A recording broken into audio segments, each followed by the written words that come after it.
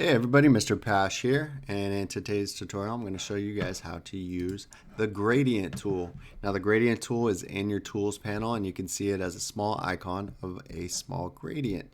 The shortcut key, as you see, is G for gradient. Also in this tool panel you also have the paint bucket. If you hit G again, it will toggle back and forth between the paint bucket and the gradient tool.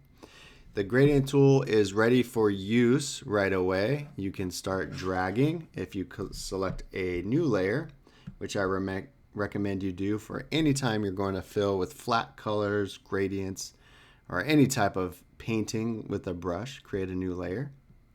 So we're going to create a new one here. And you can start clicking and dragging. So click, hold that mouse, and drag. And let it process here. And there's a nice gradient of black to white.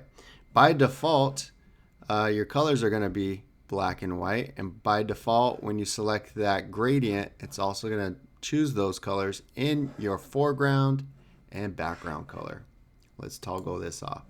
So if you wanted to start by color picking from an image with your foreground and background colors, you can create a gradient using color picking. So I have this image here, pineapple pattern, and I'm going to select I for eyedropper. Let's pick a green. You can see that green shows up right here in our foreground. Let's switch that by hitting these little arrows. And let's hit I again. Let's color pick this nice soft yellow. There we go.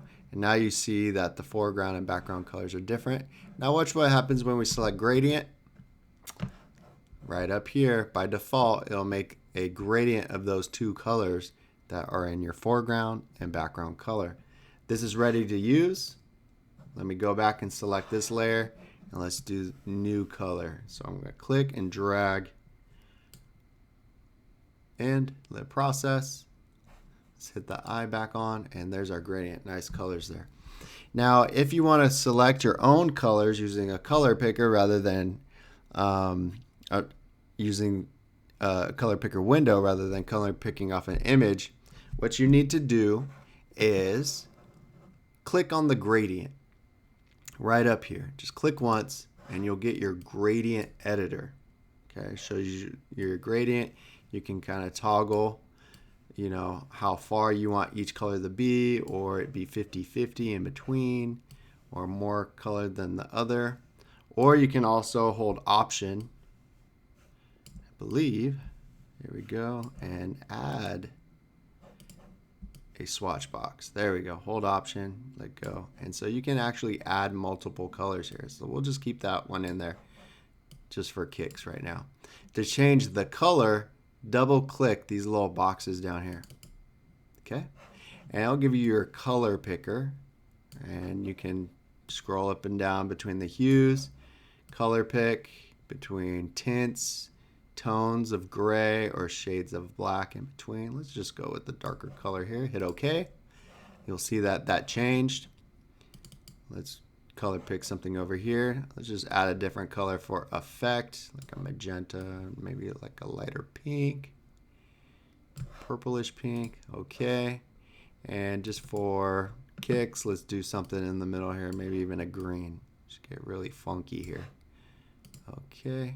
See what that looks like. Okay, you can continue to add gradients there, but just for starters I would just keep it to 2 or 3, just so it doesn't get too busy.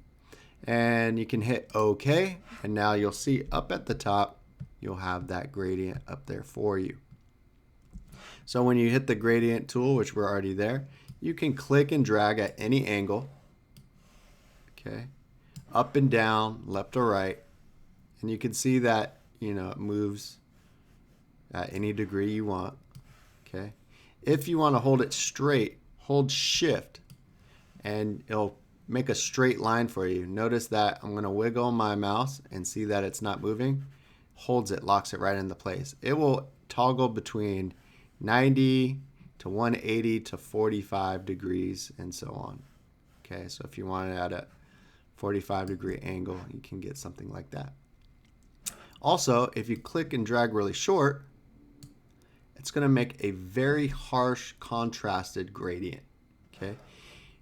In contrast to that, if you start from outside of the document and drag really long, it's going to make a really nice fluid gradient, okay, in between, nice and soft. So there's the difference of using the gradient tools and dragging. You might notice by default, this little drop-down menu, it's going to give you some default options. These are pretty much horrible to use, so I'd recommend choosing your own colors for the gradient tool there. Well, I hope that helps, and have fun with this gradient tool.